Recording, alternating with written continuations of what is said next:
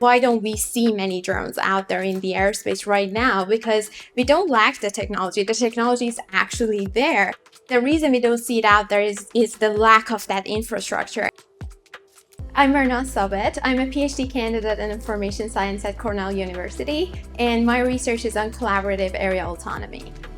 I've led Project Orion for more than 2 years now. Project Orion is a NASA-funded multi-year project that is on advancing the next generation of traffic management systems for what we call advanced air mobility.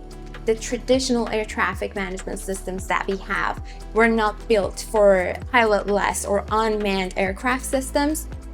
We are developing all these models that enable these drones to actually learn how to detect obstacles, detect other drones around them.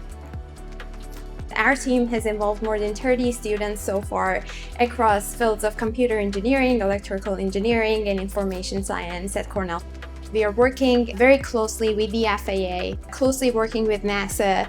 On the industry side, we are working with drone operators. We've put together a technical report with recommendations for FAA operators and also OEMs and all that to really help them use the data and our learnings from the project to inform what comes next.